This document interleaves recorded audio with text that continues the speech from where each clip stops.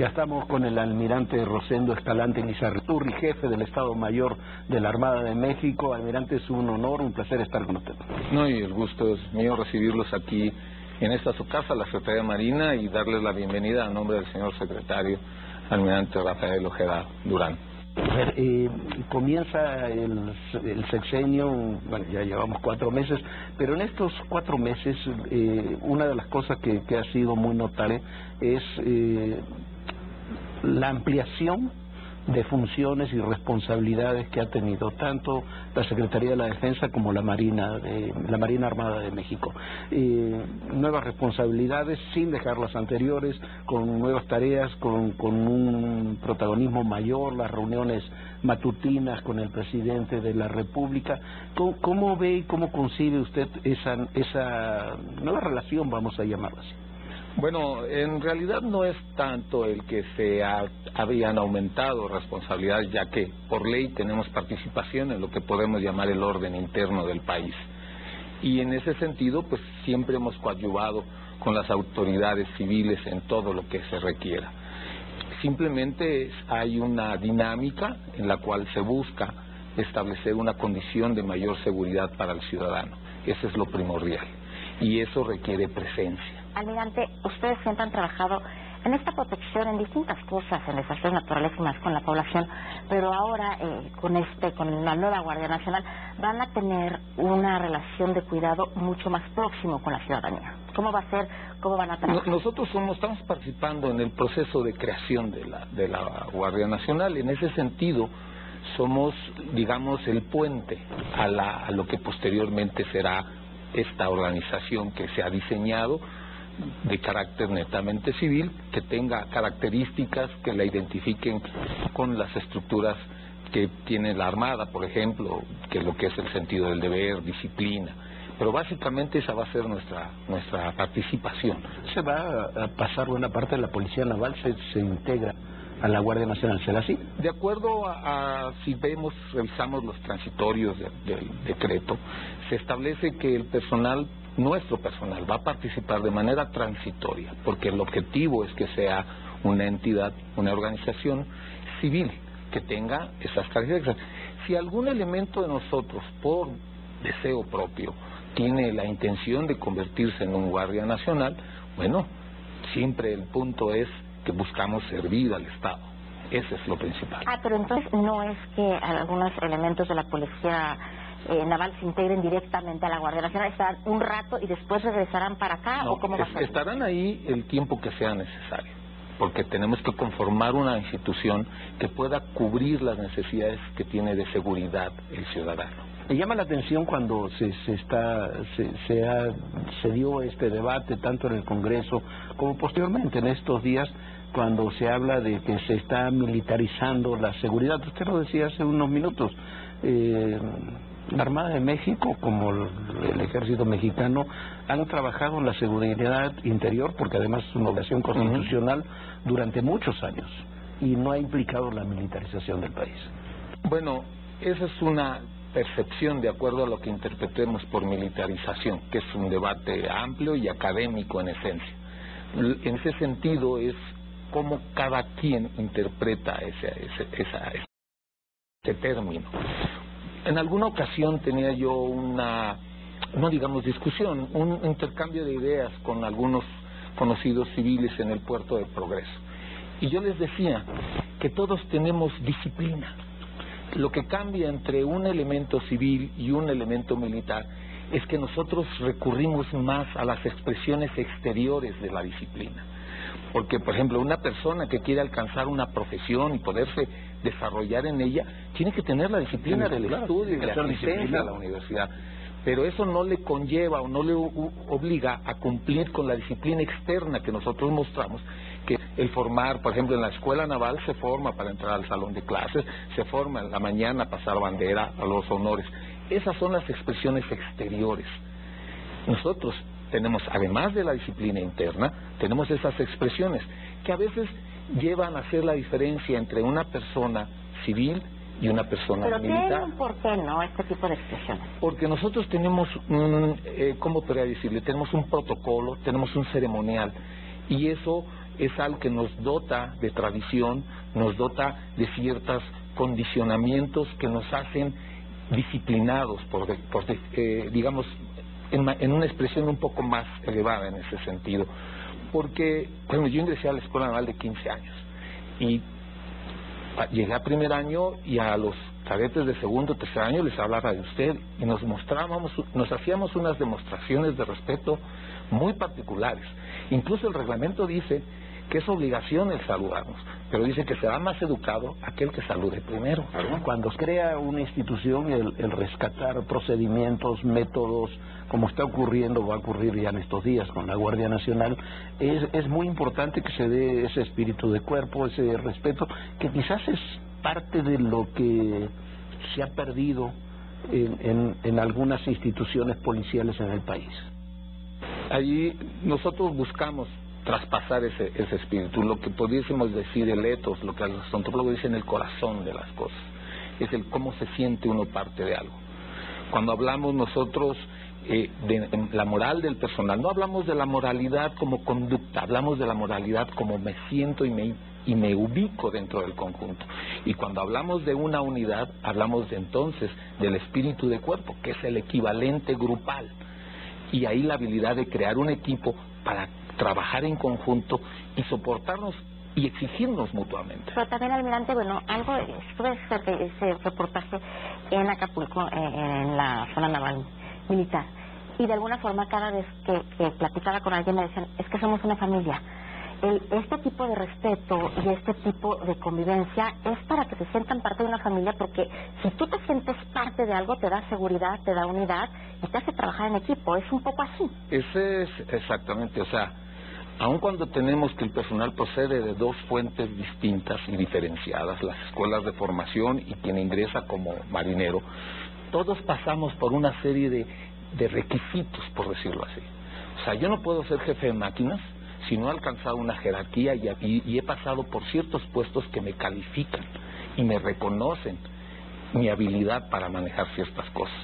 Para que yo pueda conducir un barco, debo haber tenido una cierta experiencia, además de los conocimientos que adquirí en la formación en la Escuela Naval, los conocimientos que voy adquiriendo en los usos sucesivos, y cómo este conocimiento se estructura para darme una capacidad para solucionar problemas. Ese es el punto principal.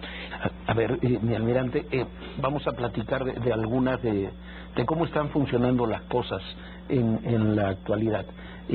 A ver, usted va a las reuniones de la mañana con el presidente López Obrador. ¿Cómo funciona? El secretario de la Marina con el presidente llevan la información. ¿Cuáles son las tareas fundamentales? Yo en alguna ocasión, alguien que me hizo uno de los capitanes de mis jefes de sección me hizo una pregunta similar, y lo que le dije, mira, la reunión es como las que nosotros hacemos, es una reunión de Estado Mayor.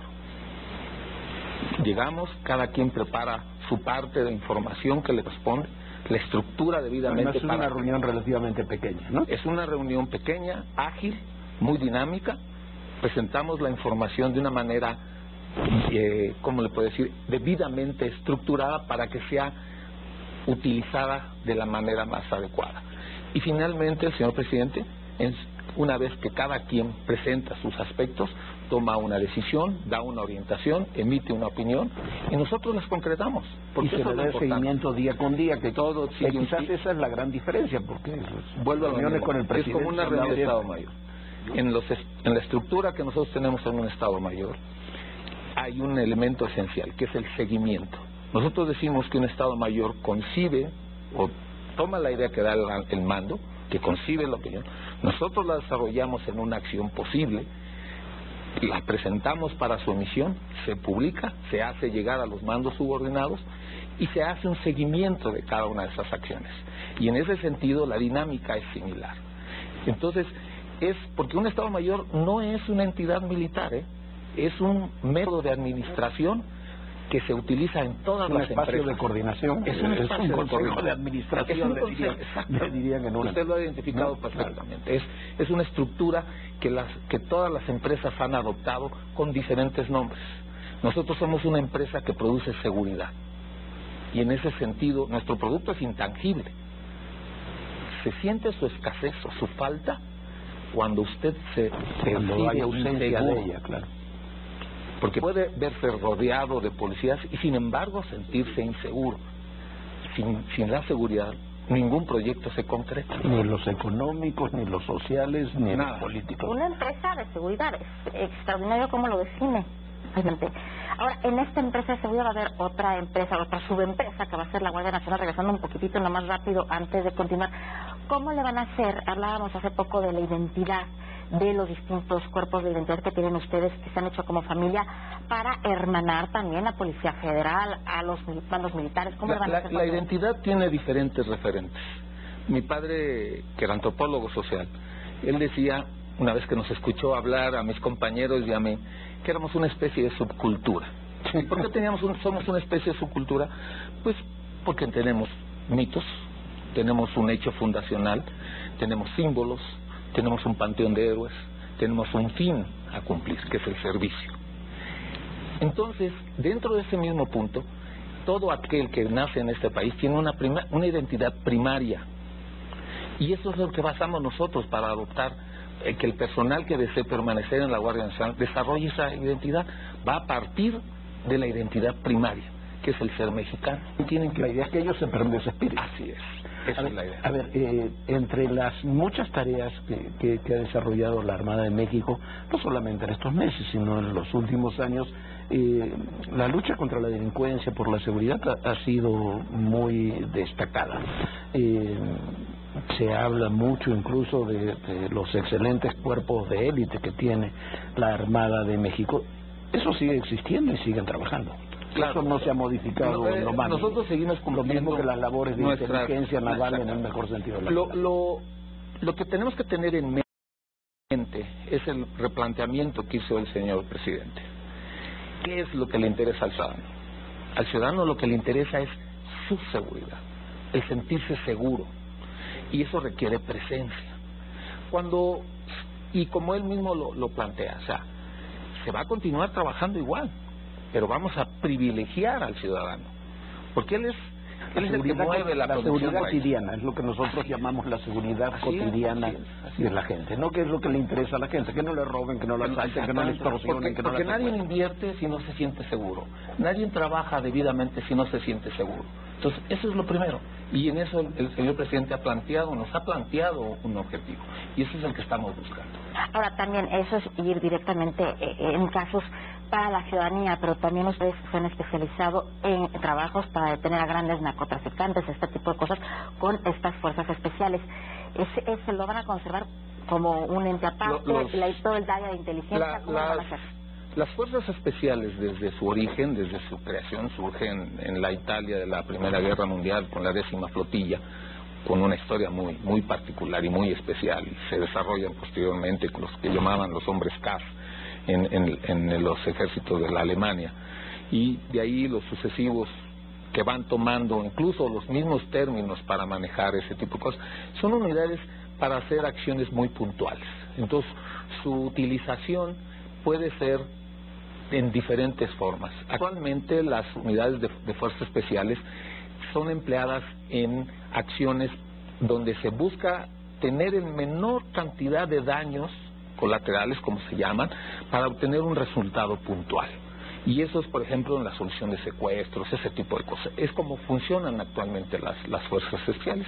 Y en ese sentido, pues siempre van a permanecer, porque siempre puede haber esa necesidad. Es una parte integrante. Pero también es me platicaban en algún momento que es una preparación muy especial, es estar en el lodo, a ver cuánto tiempo puedes aguantar, que es complicadísimo. Hace algunos años, cuando era yo todavía capitán de navío, tuvimos un curso, decía el señor almirante Peiró, en aquel entonces secretario de Marina, y creo que era una muy buena acción, porque yo cuando me preguntan, oye, ¿tú qué sabes de las operativas? Le digo, mira, yo soy hombre de barco, o sea, no conozco mucho de infantería. Entonces, el almirante tenía la intención de que adquiriéramos un conocimiento que nos permitiera ser mejores mandos en el momento que llegara uno cerco ante de una zona donde tiene uno bajo su mando unidades de diferentes tipos. Y entonces se implementó un curso de conocimiento de la infantería, y me tocó estar en Chiapas, lo que usted dice es cierto. Hay una pista que se llama la pista de comandos, y a la parte que se me hizo más difícil es una donde pasa uno un charco y hay un tronco en medio y lo único que puede uno sacar es la nariz. Pero son cosas que lo hacen a uno probarse físicamente. Yo tenía en ese entonces algo más de 50 años, o cercano a los 50, y terminé corriendo 10 kilómetros haciendo rappel. Salté en lo que llamamos soga rápida, que es un método de inserción que se utiliza sobre todo en las embarcaciones en alta mar de narcotráfico. Y el día de la graduación fue un salto en salto libre desde un helicóptero al agua, y de ahí nadar a la orilla. Entonces sí es un requisito físico, pero es más bien una lucha con uno mismo, y al final todos cumplimos con el requisito, todos saltamos, todos corrimos, todos logramos vencer los obstáculos, y el entrenamiento en términos generales es eso. Y esa es una parte, lo que hablaba yo inicialmente, la disciplina. Una de las cosas que aprendemos aquí es enfrentar la exigencia cotidiana. A ver, para que no se nos vaya el tiempo sin abordar algunos temas muy puntuales. La seguridad en los puertos y en los litorales, ¿cómo está actualmente? Ese es uno de los aspectos más importantes que nosotros consideramos, y es algo en lo que estamos avanzando de la mano de otras autoridades, concretando acciones específicas para mantener la seguridad. Tiene varios aspectos lo que se tiene que manejar la seguridad. Cuando hablamos en términos generales de un país litoral como nosotros, hablamos en primera instancia de la seguridad en los litorales. Es lo que se llama el pabellón, el país del litoral y el país del pabellón. En el caso del país del litoral es asegurar que quien transita por nuestras aguas, en primera instancia va a existir alguien que va a obligar a todos a cumplir la ley. Y esa es el tarea que hacemos como guardacostas, algo que hemos cumplido durante mucho tiempo y que ya se ha regularizado. También el aspecto de la seguridad humana. En ese caso tenemos una serie de estaciones de búsqueda y rescate que dispersas a lo largo de los litorales se complementan para atender todas las necesidades, porque esos son compromisos que tiene el Estado mexicano. Como antes zona en Tuxpan me tocó atender llamadas de auxilio hasta 200, casi 200 millas del litoral mexicano, que eran 200 kilómetros del litoral, había un hombre en la mar, y es una ley de prestar apoyo. Ya hacia los puertos tenemos otros aspectos. También la cuestión de la bandera, donde tenemos que verificar que todos nuestros barcos, todas nuestras embarcaciones, naveguen con las condiciones debidas de seguridad. Y eso se logra a través de verificaciones e inspecciones de seguridad de las diferentes embarcaciones. Lo hacemos a veces al zarpe de las mismas, lo hacemos cuando tienen que obtener sus certificados de navegabilidad.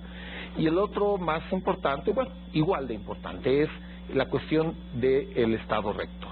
En esos casos, México, como un país contratante y parte de la OMI, tiene que supervisar que todo barco extranjero que arribe a nuestros puertos cumpla también con esas condiciones, porque son condiciones de seguridad para la protección de la vida. Sí, no solamente el navío, sino también ver qué contenidos tienen y qué están introduciendo al país. Bueno, ese es el otro aspecto, porque hablamos de lo que se llama la protección.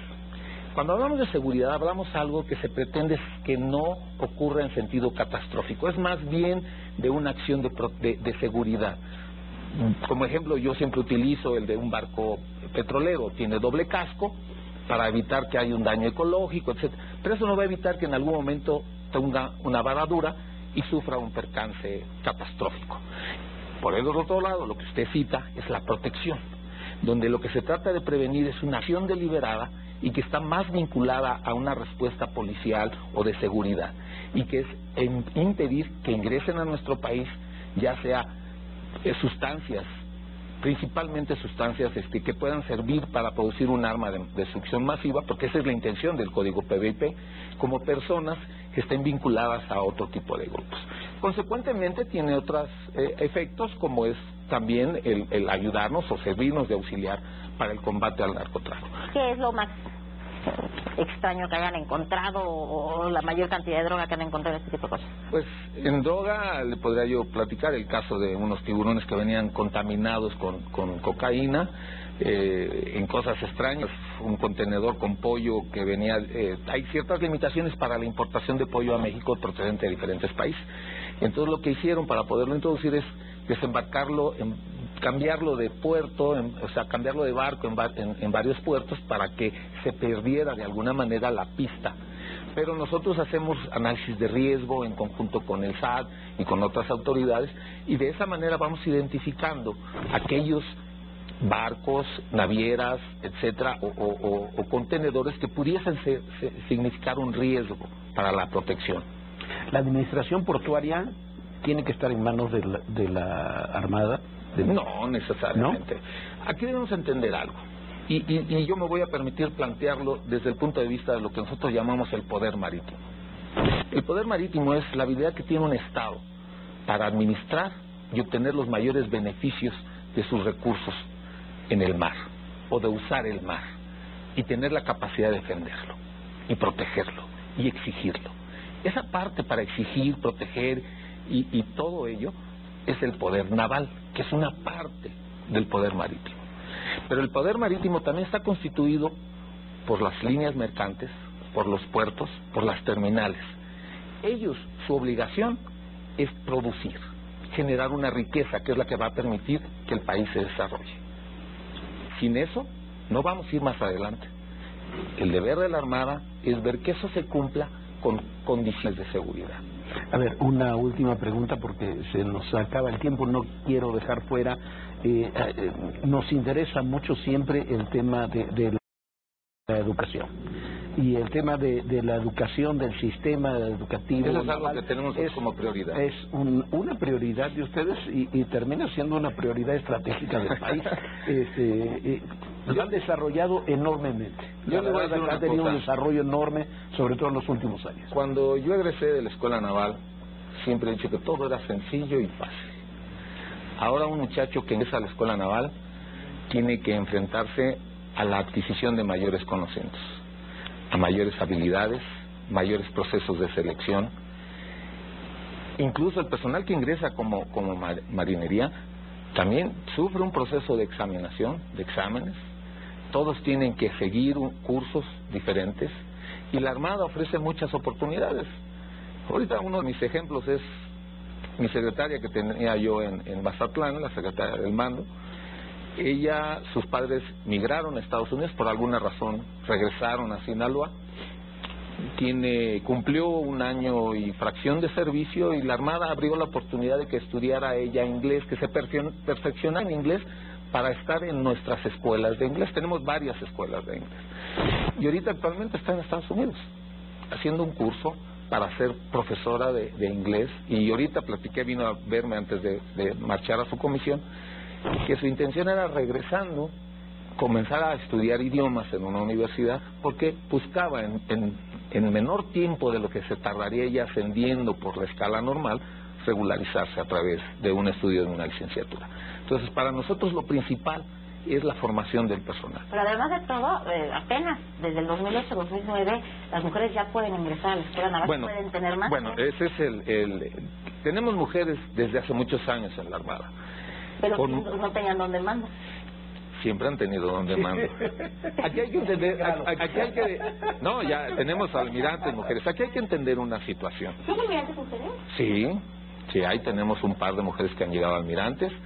Las mujeres comenzaron a egresar de la Escuela de Medicina hace tiempo, las más antiguas son capitanes de navío. Aquí hay que entender una cosa. Cuando alguien es director de un hospital, de alguna manera, aunque no lo llamamos comandante, ejerce un mando, porque tiene la autoridad y la responsabilidad sobre sus subordinados. La diferencia que hay en una unidad operativa es que lo que va a confrontar una unidad operativa es distinto a lo que tendría que confrontar el director de un hospital. Por eso tiene otra vertiente y otros requisitos, ¿verdad? Y sí, efectivamente, las mujeres entraron a la Escuela Naval. Es un paso. Yo espero vivir lo suficiente para ver a una de ellas ser comandante del velero. Almirante Escalante, muchísimas gracias por esta plática, por recibirnos aquí en sus oficinas. Es un placer siempre.